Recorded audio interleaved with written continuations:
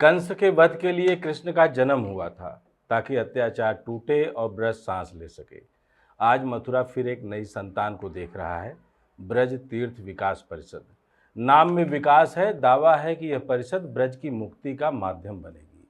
लेकिन जनता की उलझन यही है कि असली कंस कौन है।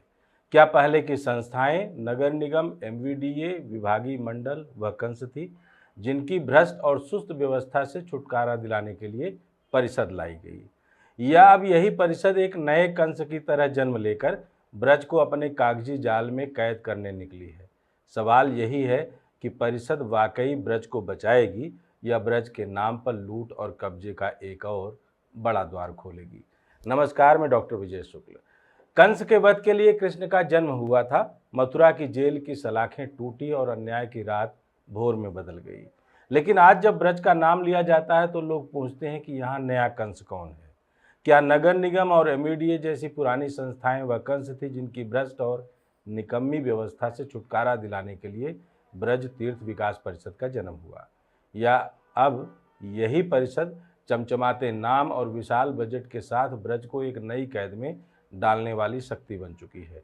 यह सवाल मथुरा वृंदावन की गलियों में, यमुना के तट पर और साधु संतों की चौपाल में हर तरफ गूंज रहा है। ब्रज तीर्थ विकास परिषद बीटीडीए का गठन 2015 में हुआ। उस समय सरकार ने दावा किया था कि ब्रज की पवित्र धरोहरें बिखरी हुई संस्थाओं की उदासीनता और भ्रष्टाचार की वजह से नष्ट हो रही हैं। कोई तालाब नगर निगम के पास, कोई कुंड सिंचाई विभाग के पास, कोई सड़क एमवीडीए के हवाले, तो कोई मंदिर प्रशासन के। तालमेल शून्य, योजना अधूरी और जनता बेहाल। इस अव्यवस्था को तोड़ने के लिए कहा गया कि एक छतरी चाहिए। परिषद वही छतरी बनी। कानून ने इसे असाधारण शक्तियां दी। मथुरा, वृंदावन, गोवर्धन, बरसाना, गोकुल, बलदेव और नंदगांव जैसे धार्मिक नगर इसके दायरे में आए। नगर निगम, नगर पालिका, एमवीडीए, पर्यटन, सिंचाई और यहाँ तक कि पुलिस तक को परिषद के निर्देश मानने पड़ेंगे। इसका चेयरमैन मुख्यमंत्री बने और उपाध्यक्ष जिले के डीएम। परिषद सीधे लखनऊ से संचालित होने लगी। पहली नज़र में यह व्यवस्था लोगों को तर्कसंगत लगी। सोचा गया कि अब भ्रष्ट एमवीडीए और सुस्त निगम से मुक्ति मिल जाएगी। लेकिन धीरे धीरे सच सामने आया।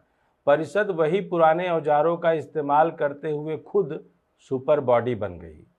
उसने निगम और एमवीडीए के अधिकार छीन लिए, लेकिन उनके दोष ठीक नहीं किए। उल्टा नए ठेकेदार, नए सलाहकार और नए कमीशनखोर पैदा हो गए। एमवीडीए की पुरानी भूमिका यही समझनी होगी। डेवलपमेंट अथॉरिटी बनने का मकसद था कि मथुरा वृंदावन को आधुनिक योजना मिले, प्लॉटिंग, कॉलोनियों, मास्टर प्लान, सड़कों का चौड़ीकरण। लेकिन एमवीडीए भ्रष्टाचार का गढ़ बन गया। गांव की जमीन कौड़ी के भाव लेकर बिल्डरों को बेचना, मास्टर प्लान को बार बार बदलना, अवैध निर्माण को वैध करना, यही इसकी पहचान बनी। निगम भी सफाई, सीवर और पानी तक में फिसड्डी निकला।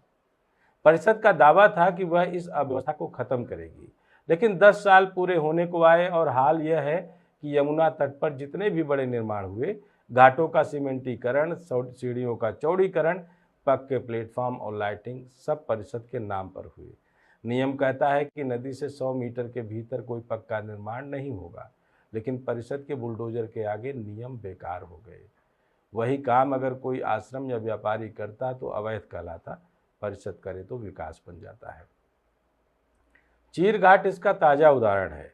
कभी यहाँ मिट्टी के तट से लोग स्नान करते थे, बच्चे छलांग लगाते थे। आज पक्का पत्थर है, पुलिस की बैरिकेडिंग और स्नान निषिद्ध।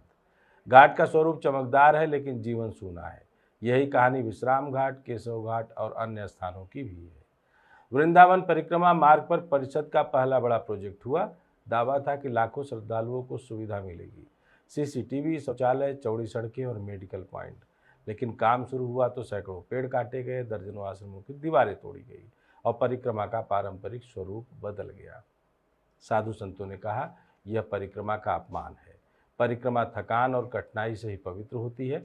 इसे हाईवे बना दिया तो तीर्थ कहाँ रहेगा। और आज परिक्रमा बैटरी रिक्शे और ऑटो से तय की जा रही है, जो साफ दिखता है। यही असली समस्या है। परिषद पर्यटन को तीर्थ से बड़ा मानती है। चमचमाती लाइटें, फाउंटेन और कॉरिडोर, यह सब पर्यटक की आंखों को भाते हैं, लेकिन साधु की साधना से टकराते हैं। परिषद का एजेंडा ब्रज को एक धार्मिक पर्यटन हब बनाने का है, लेकिन ब्रज की आत्मा पर्यटन में नहीं, तप और परंपरा में है। परिषद की योजनाएं कागज पर तो बहुत हैं, कुंडों का जीर्णोद्धार, तालाबों की सफाई, गौशालाओं का विस्तार, हेरिटेज वॉक। लेकिन जमीन पर हकीकत यही है कि कुंड अब भी नालों से पटे हैं, तालाब सूखे हैं और गौशालाओं का अनुदान नेताओं की जेब में है। 2017 से अब तक परिषद ने हजारों करोड़ से अधिक का बजट घोषित किया, लेकिन टिकाऊ काम बहुत कम हुए। नगर निगम और एमईडीए ने जो भरोसा खोया था, परिषद ने वही खेल नए ढंग से दोहराया। फर्क बस इतना है कि अब सारी चाबियां एक जेब में हैं। विधायक निधि, सांसद निधि तक परिषद की योजना से बधी हुई हैं, यानी स्थानीय जनप्रतिनिधि भी स्वतंत्र नहीं रहे। लोग पूछते हैं, अगर परिषद ना होती तो क्या यमुना के घाट और खराब हो जाते? शायद हाँ, लेकिन परिषद ने जो किया वह सुधार नहीं, बल्कि कंक्रीट का नया जाल है। यमुना को जिंदा करने के बजाय उसे कैद करने की अपनी प्रक्रिया। स्थानीय लोग कहते हैं कि परिषद ने ब्रज को नकली बना दिया। असली ब्रज वह था जिसमें गलियां सकरी थी, परिक्रमा कठिन थी, यमुना के तट मिट्टी से भरे थे। अब सब कुछ कंक्रीट और ठेकेदारी की चमक में खो गया है। ब्रज तीर्थ परिषद असल में विकास का नहीं, लूट का नया द्वार है। आज ब्रज की जनता एक अजीब दुविधा में है। नगर निगम, एमईडी और पुराने विभाग भ्रष्टाचार और सुस्ती के प्रतीक है। परिषद उन्हें सुधारने नहीं, निगलने के लिए बनी, लेकिन निगलने के बाद उसने वही खेल और बड़े पैमाने पर शुरू कर दिया। कृष्ण ने जब जन्म लिया था तो मथुरा की जेल की सलाखें टूटी थी। लोग उम्मीद कर रहे थे कि परिषद का जन्म भी वैसी ही मुक्ति देगा, लेकिन अब लगता है कि परिषद ने सलाखें तोड़ी नहीं और मजबूत कर दी। अब यह सवाल जनता पर छोड़ दिया गया है, क्या परिषद कृष्ण है या कंस? दरअसल ब्रज की पहचान सिर्फ मथुरा वृंदावन के मंदिरों तक सीमित नहीं है, उसकी आत्मा यमुना की धारा में है। यही नदी कृष्ण लीला की साक्षी रही, यही घाटों पर दीपदान का उजाला बिखेरती है और यही श्रद्धालु के मन में आस्था का प्रवाह बनाए रखती है। लेकिन आज यमुना का किनारा विकास के नाम पर कंक्रीट का कारखाना बन चुका है। चारों तरफ जेसीबी की आवाज़, सीमेंट गिट्टी की परतें और नक्शों में खींची गई चौड़ी सड़कों की लकीरें नजर आती है। सवाल उठता है कि यह सब किसके आदेश से हो रहा है, किसकी निगरानी में चल रहा है और किसके खाते में जा रहा है? जवाब हमें ब्रज तीर्थ विकास परिषद तक ले जाता है, जिसे 2015 में एक सुपर बॉडी के रूप में बनाया गया और जिसका दावा था कि वह ब्रज की आस्था और सांस्कृतिक विरासत को बचाते हुए विकास को नई दिशा देगी। नगर पालिका से नगर निगम बनने तक और फिर मथुरा वृंदावन डेवलपमेंट अथॉरिटी खड़े होने तक विकास की कई परतें पहले ही तैयार हो चुकी थी। यमुना किनारे से लेकर वृंदावन की गलियों तक हर जगह किसी न किसी विभाग का हस्तक्षेप रहा है। सिंचाई विभाग ने तटबंध बनाए, एमयूडीए ने लिंक रोड और टाउनशिप की योजनाएं बनाई, पर्यटन विभाग ने घाटों पर सौंदर्यीकरण का दावा किया और नगर निगम ने सफाई और लाइटिंग की फाइलें संभाली। लेकिन नतीजा क्या हुआ? यमुना अब भी गंदगी से करा रही है, भीड़ प्रबंधन फेल है, कुंडों की स्थिति बद से बदतर है और श्रद्धालु को धक्का और व्यवस्थाएं ही मिलती हैं। यही वह पृष्ठभूमि थी जिसमें ब्रज परिषद को जन्म दिया गया। कहा गया कि अब सब बिखरे काम एक छतरी के नीचे होंगे। परिषद ब्रज विकास योजना बनाएगी और हर विभाग उसी योजना के अधीन काम करेगा। परिषद को भूमि अधिग्रहण का अधिकार मिला, सीएसआर और मंदिर दान तक की रकम उसकी निधि में जमा होने लगी और सबसे बड़ी बात यह कि परिषद के आदेश बाध्यकारी कर दिए गए, यानी जो काम केवल एमईडीए या नगर निगम सीधे कर सकते थे, अब वे परिषद की मुहर के बिना नहीं कर सकते। यही वह बिंदु है जहां सवाल खड़े होते हैं कि क्या परिषद वास्तव में ब्रज के लिए बनी या केवल पुराने ढांचे पर नई परत चढ़ाकर लूट का द्वार और बड़ा करने का औजार बना। यमुना किनारे के निर्माण इसकी जांच का सबसे सटीक पैमाना है। ब्रज परिषद की रिपोर्ट में कहा जाता है कि घाटों का सौंदर्यीकरण हो रहा है, परिक्रमा मार्ग का चौड़ीकरण हो रहा है, आधुनिक शौचालय और सीसीटीवी लगाए जा रहे हैं, पार्किंग कॉम्प्लेक्स और टूरिस्ट फैसिलिटी सेंटर तैयार हो रहे हैं। बजट के आंकड़े चौंकाने वाले हैं। 2017 से अब तक योगी सरकार ने ब्रज क्षेत्र के लिए लगभग 32,000 करोड़ रुपए के पैकेजों की घोषणाएं की। इनमें से अरबों रुपए घाट निर्माण, कुंड पुनर्जीवन और यमुना तट पर इंफ्रास्ट्रक्चर के नाम पर खर्च दिखाए गए। लेकिन जब आप घाट पर खड़े होते हैं तो न गंदगी की समस्या खत्म दिखती है, न श्रद्धालुओं की भीड़ का प्रबंधन बेहतर लगता है। आस्था का जो प्रवाह पहले सहज था, अब वह लोहे के बैरिकेड और सीमेंट की दीवारों के बीच कैद हो चुका है। वृंदावन परिक्रमा मार्ग का उदाहरण लीजिए। करोड़ों रुपए खर्च हुए, सीसीटीवी और मेडिकल पॉइंट लगाए गए, लेकिन पुराने आश्रमों की दीवारें तोड़ दी गई। पेड़ काट दिए गए और परिक्रमा की आत्मा घायल हो गई। लाभ सिर्फ इतना कि भीड़ थोड़ी नियंत्रित हुई, लेकिन नुकसान कहीं ज़्यादा। यह परिक्रमा का अब श्रद्धा का नहीं, कॉरिडोर टूरिज्म का हिस्सा बन गई। यही हाल कुंड पुनर्जीवन का है। पावन सरोवर, गोविंद कुंड, ब्रह्म कुंड और सैकड़ों तालाब परिषद के एजेंडे में आए। कहीं 3 लाख की लागत दिखाई गई, कहीं 2 करोड़ से ऊपर का डीपीआर बना। कागज पर सब ठीक है, लेकिन जमीन पर कई कुंड अब भी कूड़ा घर बने हैं। श्रद्धालु वहां स्नान करना तो दूर, खड़े होना भी पसंद नहीं करते। अगर आपको जानना और देखना है तो छठीकरा में गरुण गोविंद मंदिर के पास वाला कुंड जरूर देखकर आए। यमुना का सच इससे भी ज़्यादा दर्दनाक है। यह नदी अब केवल परिषद की योजनाओं और रिपोर्टों में बहती है। हकीकत में तटों पर अवैध निर्माण धड़ल्ले से जारी है। बड़े बड़े आश्रम और गेस्ट हाउस यमुना के किनारे खड़े हो रहे हैं और लगातार चल रहे हैं। लिंक रोडों से जुड़े दर्जनों कॉम्प्लेक्स और पार्किंग स्पॉट बना दिए गए हैं। प्रशासन दावा करता है कि परिषद निगरानी कर रहा है, लेकिन सच्चाई यह है कि ना तो ये निर्माण रुके हैं, ना ही यमुना को वास्तविक संरक्षण मिला है।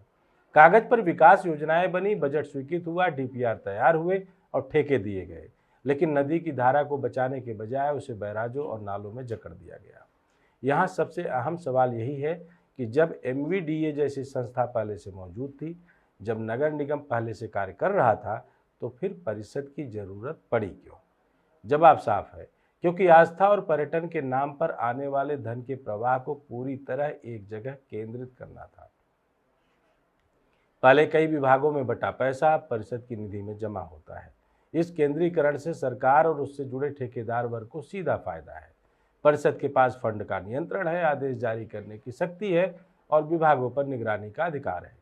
यानी यह केवल विकास का मॉडल नहीं, बल्कि धन पर कब्जे और नियंत्रण का तंत्र है। जनता का अनुभव यही बताता है कि परिषद के शुरुआती काम ज्यादातर कागजी हैं। बैठकों, रिपोर्टों और नक्शों में बदलाव दिखता है, लेकिन जमीन पर श्रद्धालु को वही अव्यवस्था और गंदगी मिलती है। घाट पर दर्शन करने आए लोग धक्के खाते हैं और पार्किंग में लूटते हैं। यमुना किनारे श्रद्धालु कचरे के बीच बैठकर भजन करते हैं।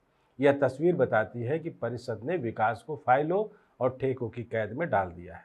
राजनीतिक रूप से देखें तो ब्रज परिषद सत्ता के लिए धार्मिक पूंजी जुटाने का औजार है। तीर्थ पर्यटन से जो अपार धन आता है वह अब परिषद के जरिए नियंत्रित होगा। विधायक और सांसद निधि तक परिषद की योजनाओं से जोड़ी गई, यानी स्थानीय प्रतिनिधियों की भूमिका अब गौण हो जाएगी। साधु संत और सेवायत भी निर्णय प्रक्रिया से बाहर कर दिए गए। परिणाम यह है कि ब्रज अब जनता की नहीं, बल्कि परिषद और उसके पीछे खड़ी सत्ता की प्रयोगशाला बन गया है। इस प्रयोगशाला का सबसे बड़ा हथियार बाहर से आए हुए साधु संतों, मठों, आश्रमों और बड़े बड़े महामंडलेश्वरों को एक जखीरे के साथ किया गया है, जो सरकार के साथ खड़े होकर ब्रज परिषद के अपने विकास के दावों को बड़ा दिखा रहे हैं। क्योंकि इन दावों के सहारे ही वो 100 मीटर की नहीं, बल्कि 5-10 मीटर की दूरी पर ही यमुना किनारे अपनी बड़ी बड़ी गौशालाएं और आश्रम निर्माण का कार्य स्वतंत्रता से कर पा रहे हैं। आखिरकार सवाल यही उठता है कि क्या ब्रज परिषद विकास का औजार है या लूट का द्वार? नगर निगम और एमवीडीए पहले ही नाकाम रहे, अब परिषद ने वही ढांचा और बड़ा कर दिया है। फर्क सिर्फ इतना है कि अब फंड का प्रवाह और केंद्रीकरण बढ़ गया है। घाटों पर चमकते संगमरमर की सीढ़ियां और कैमरों की निगरानी से बाहर से सब व्यवस्थित लगता है, लेकिन भीतर से आस्था का प्रवाह रुक गया है। यमुना इस पूरी कहानी का सबसे सटीक रूपक है। कभी बहती, जीवंत और पवित्र नदी अब बैराजों और तालाबों में ठहर गई है। यही ब्रज परिषद का सच है। आस्था को बाहरी बहती धारा से छीनकर फाइलों और कागजी योजनाओं की कैद में डाल देना। चमकते घाटों की कैद में यमुना का बहाव थम गया है और उसी तरह आस्था भी परिषद की बैठकों और ठेकों के बीच कैद हो गई है। ब्रज के लोग अब यही पूछ रहे हैं, अगर नगर निगम और एमवीडीए के रहते हालात नहीं सुधरे तो परिषद बनने के बाद क्या सुधरे हैं? शुरुआती काम ज्यादातर कागजों तक सीमित है, जमीन पर परिवर्तन कहीं नहीं दिखता। उल्टे अवैध निर्माण और तेज हो गए हैं। यमुना किनारे के हर नए कॉम्प्लेक्स और हर नए आश्रम की दीवार यही गवाही देती हैं कि खेल अब भी वही है, बस उसका पैमाना और बड़ा हो गया है।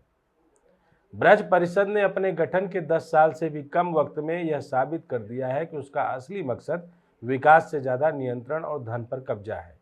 यह परिषद ब्रज की आत्मा को बचाने के बजाय उसे कागजों की कैद में बांध रही है। यही वजह है कि आज ब्रज क्षेत्र में सबसे बड़ा सवाल यही है क्या यह परिषद आस्था की रक्षा करेगी या लूट के इस खेल का नया दरवाजा बन चुकी है? जय हिंद, जय भारत।